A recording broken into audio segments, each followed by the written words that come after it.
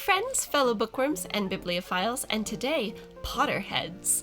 Now, over the years, I have collected many things, but at this point in my life, I have narrowed my collecting down to 2 items, books and prop replicas. So bringing together the best of both worlds, I will be reviewing one of the prop replica books from my collection today. And today is going to be the Fantastic Beasts and Where to Find Them First Edition journal. But before we get to that, if you're new to my channel, hello, welcome to Squirrel's Bookshelf. I'm Jess, Head Squirrel, and please remember you can always hit that subscribe button if you'd like to become part of our squirrely, nerdy, bookish community. Alright, so this is actually the newest acquisition to my prop replica book collection, and I actually had a bit of trouble finding this online. I think it's been quite popular, but I managed to find one on eBay for $9.99, so £10, and this is how it arrives. It is officially the Fantastic Beasts Crimes of Grindelwald Premium A5 Notebook, and it is an official Wizarding World licensed product. It is published and distributed under license by Pyramid International, the art group, as it says on the back.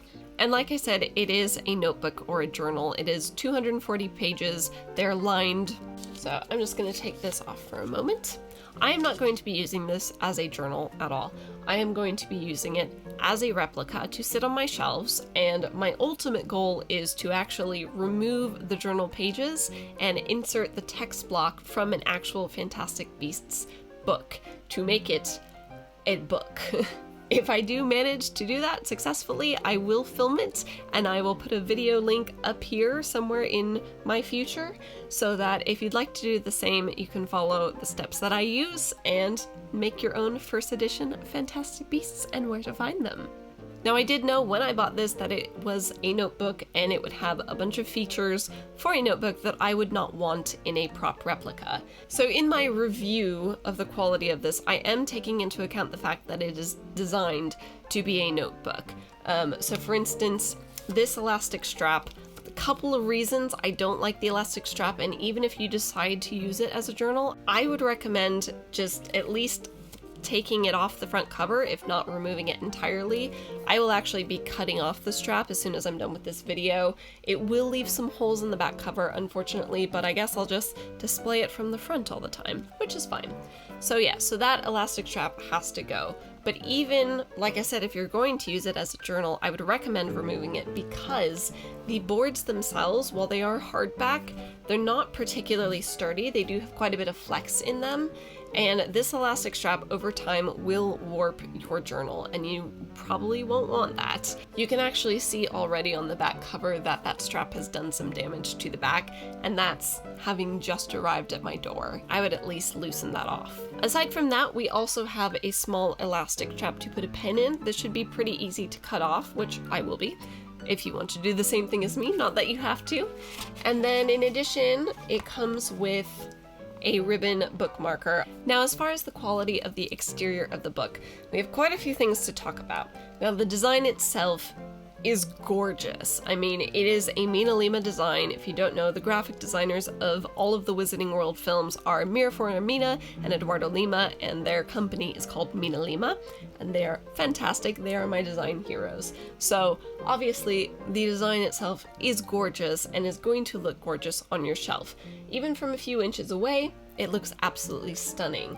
The black cloth along the entire notebook has a very silky texture.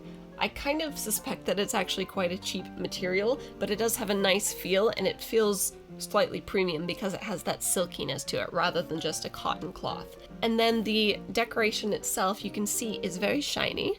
It is a shiny gold.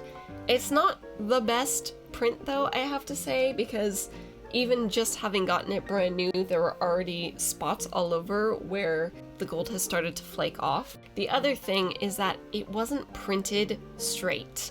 And I reached out to the seller on eBay that I bought it from, and they have a whole stock of these. They're not the manufacturers, but they took a look through their stock, and it seemed like this was a common thing, that all of them were stamped this way. So the front cover design and the spine are unfortunately crooked in the sense that they both veer off to the right slightly as you get towards the top. So up here you can actually see the decoration cuts off on the right edge.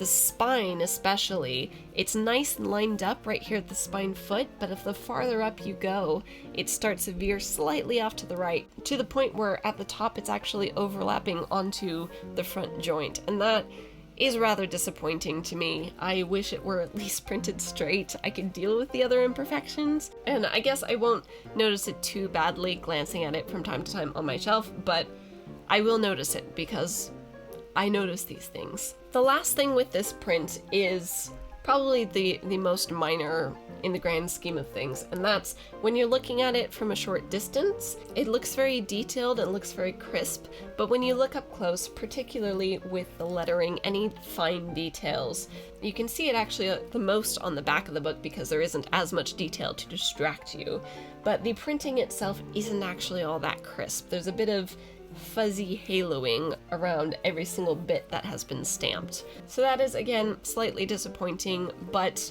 if I display it from the front and I don't look at it too closely, you know, it's good. It's good for the price. For £10, that's not too bad of a price. It's really, I mean, it is still a very eye-catching piece on a shelf, and that is due to the genius of Mina Lima's design. It's gorgeous. Okay, so let's talk about the inside for a moment. Now, the end papers are quite lovely. They're a black paper with a very subtle gray design, and it continues with the sort of Art Deco theme of the 1920s, so that's lovely. In the back, we do have one more detail that goes along with it being a notebook, where there is this pocket. I haven't decided yet if I'm going to keep that or remove it, and the main reason I might remove it is you can see from the edge of the book it presses into the pages of the notebook and therefore could slightly warp that back cover as well. It's not designed to have that extra space, it's just kind of been shoved in there, so I might remove that pocket if I can do it cleanly. But one detail that is really nice is they have done a full gilting along the edges of the notebook, and that is how it's supposed to be. Again, if you look at the source photo, which you can see that the first edition book did have gilt edges, so that is a very nice touch. As I mentioned, I am looking to turn this into a proper Fantastic Beasts book with the text inside. If I do that, I'm probably going to have to gilt the edges myself, but I'm going to be shopping around for a couple of different editions and see which one I think fits the book the most. So I might do an update to this prop replica book, but for now, I think that's all I have to say about it. Overall, as far as the quality of the notebook, I'd probably give it 3 out of 5 stars. I mean, for the price, it's not too bad, but it could be better. Nevertheless, it is going on my magical bookshelves with my Harry Potter stuff. And yeah, that's all I have for you today. Thanks for watching, and I hope everyone is keeping well. Bye!